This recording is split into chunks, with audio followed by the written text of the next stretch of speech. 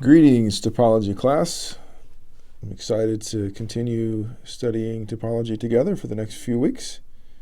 I wanted to look at the next section with you. So, as I said in the instructions, I very much hope that if you haven't already, that you'll stop this video right now and read the definition and then work through all of the examples that you can without watching me do it. That really is the best way to learn what's going on, and it may take a little more time, but you'll actually learn something. So if you haven't done that, pause the video, work out, try them all. You can skip the blank and skip the remarks and just read the definition and dive right into the examples.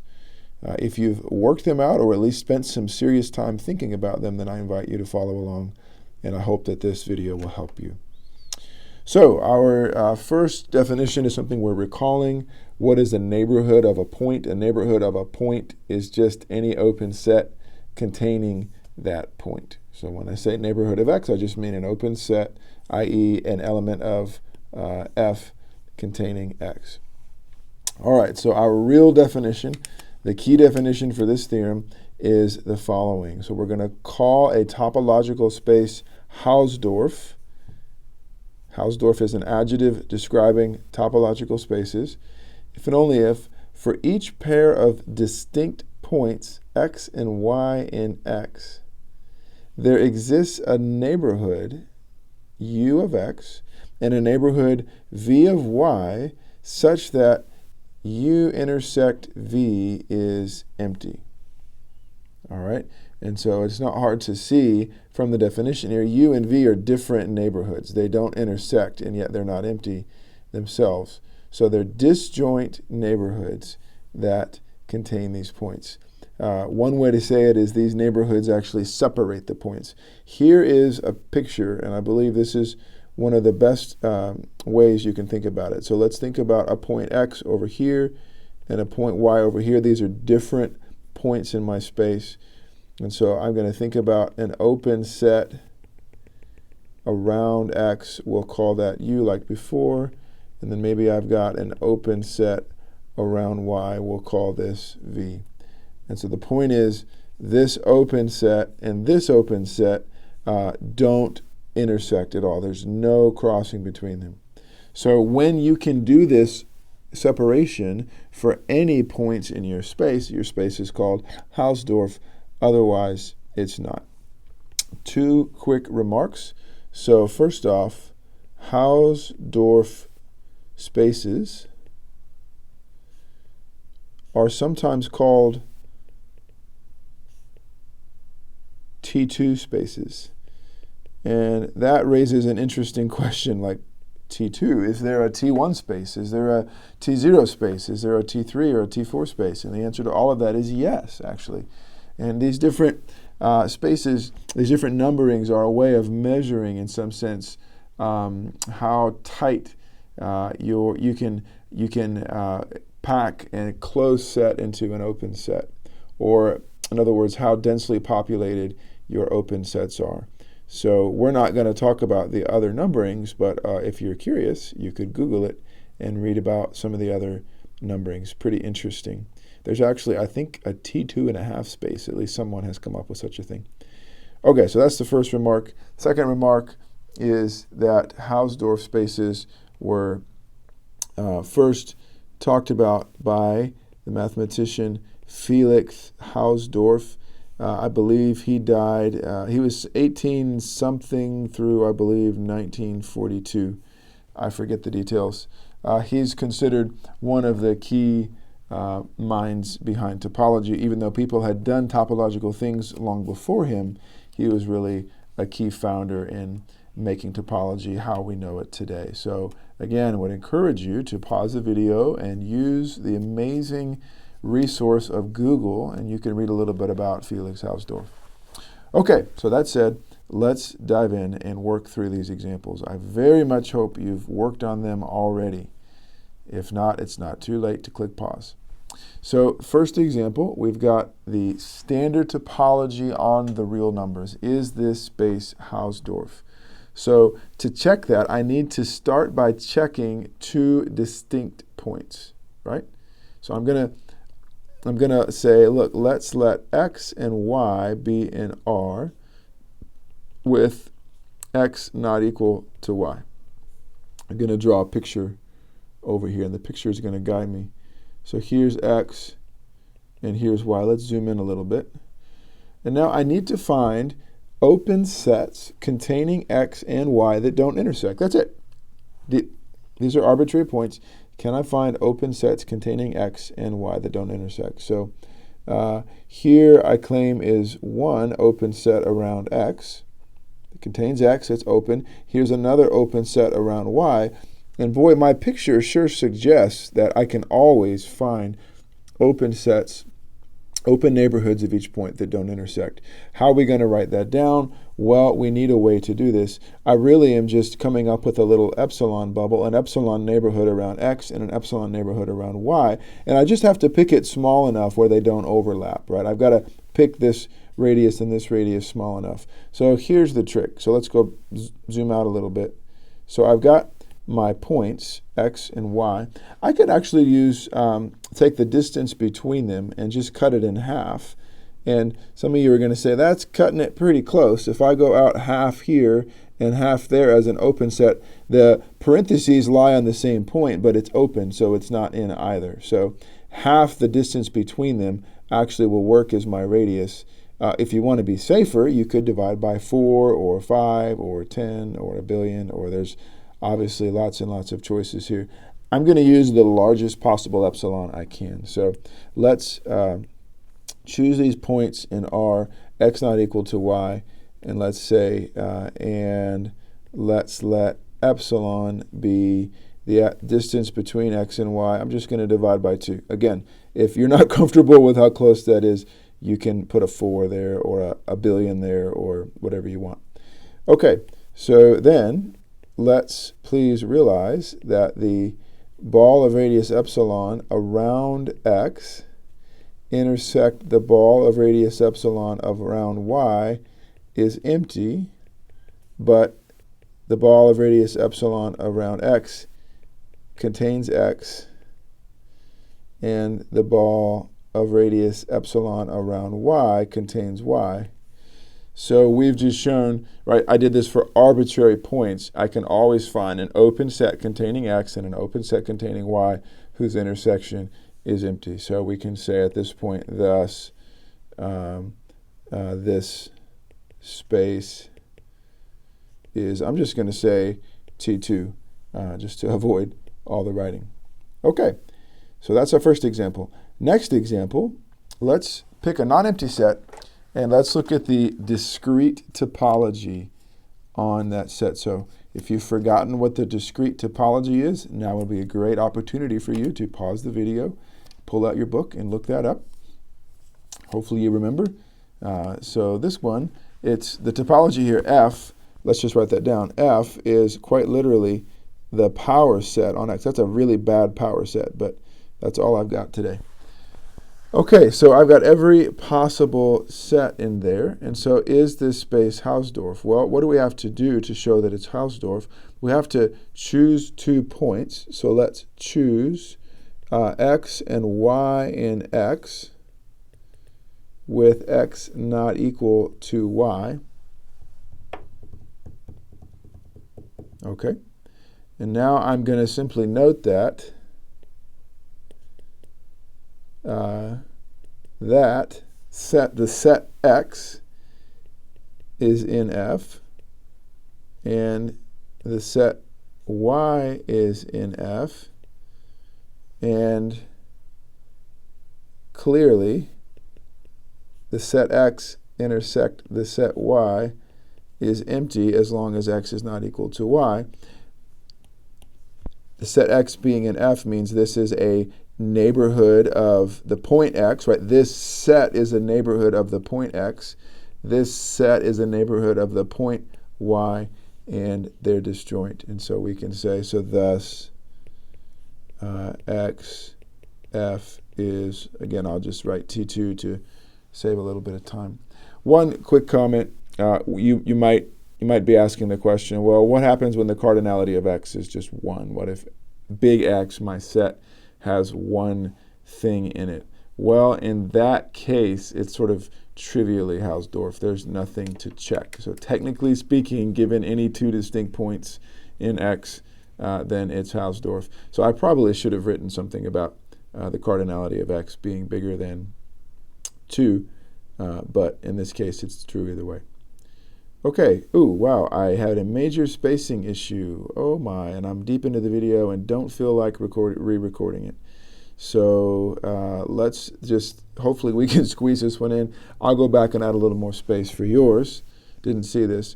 So we're talking about the indiscrete topology. We're going to squeeze this in. So here, F is just the set X and the null set. And so again, I'm going to assume implicitly that the cardinality of X is greater than or equal to 2. So there's actually 2 points in this thing. And if that's the case, right, then I want you to realize that, okay, if I have given x1 and x2 in X with x1 not equal to x2, the only neighborhood of either is just X, and x1 and x2 both lie in X. And so I'll add more space for you. So the point is this space is not Hausdorff. So not everything is Hausdorff. The indiscrete topology is not Hausdorff because you can't separate those points. You only have one neighborhood around each point, and unfortunately they share that neighborhood, and so this is not a Hausdorff space. All right, example 4. Thankfully we have space to write. So is this space Hausdorff? Oh my, well, so I need to just pick some points. There's probably lots of ways to show this. I'm just going to look at the points 1 and 2. And what's driving me is I look at this open set right here. And I can see, oh, look, 1 is in this open set, and 2 is in this open set. And the only other open set they're both in is X. So right away, that clues me into the fact that this is not actually Hausdorff. And the answer is no. How do you show it? We can say the set 1, 2, actually let's start with the element. So the element 1 has neighborhoods X, and then 1, 2, 3, 4, but these are also the only neighborhoods of 2. And so the point is I can't find a neighborhood of 2 that's disjoint from any neighborhoods of X. Any neighborhood of 2 is automatically a neighborhood of 1, right? X and 1, 2, 3, 4 are neighborhoods of both 1 and 2. So this place is not Hausdorff. Okay, interesting question. So consider this topological space. I'm working with the natural numbers, and I'm looking at the cofinite topology. And the question is this Hausdorff or not?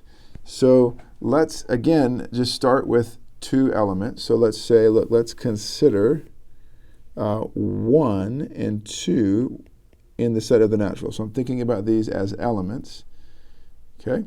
So let's go ahead and let's let U1 be any neighborhood of 1.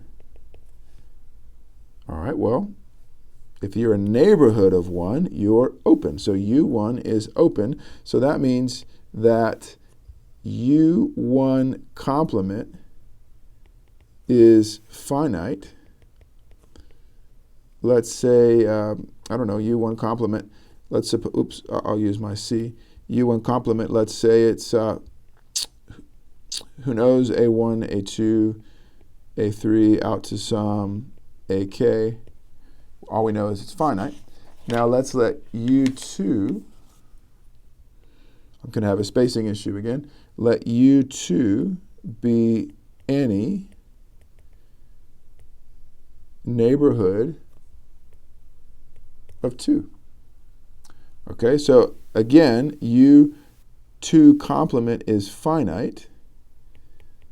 So let's go ahead and write that. U2 complement, the cardinality here is less than infinity. So we can say that U2 complement is, I don't know, we'll say B1 through out to some index BL. All right, and so now I'm going to have to go down here for space. I'll fix this for you so you have more space. So now let's let n be any natural number such that n is bigger than the max of all these a's, a1 out to ak. I'm going to squeeze here. Let's put it down here. N is bigger than the max of the a1 through ak, and then b1 through bl. So pick a natural number bigger than the biggest thing in both of these finite sets. It's not hard to see that you can do that. Okay, and so the point is, well, then you know that n is not in U1 complement, and n is not in U2 complement, right? Because it's bigger than all of those, and it's bigger than all of these, so it can't be in this set or that set. So it's not in U1 complement, and it's not in U2 complement. So that means that it actually is in U1 complement union U2 complement, which by De Morgan's laws is exactly U1 intersect U2. And so the point is U1 and U2 are not disjoint. All right, so that's a little proof. That was by far the hardest example that we looked at, but hopefully you at least got a sense of what the answer was before you watch the video. I guess I should finish by saying, thus, the natural numbers with f is not T2. Okay. So I'll just do one theorem with you. I should stop the video, but I think I'm just going to plow through and have just one video for this section. Hopefully it's not too long. So the theorem is a subspace of a Hausdorff space is again a Hausdorff space. And so I am going to be a little tight on space. Tell you what, I'm actually going to do the proof down below, and then I'll adjust the spacing for you. So let's prove that. A subspace of a Hausdorff space is a Hausdorff space. Here we go. Here's the proof of the theorem. So let's suppose that XF is a Hausdorff space. Suppose that it's T2. And let's let Y, and then I guess I'll use R, be a subspace of our space XF.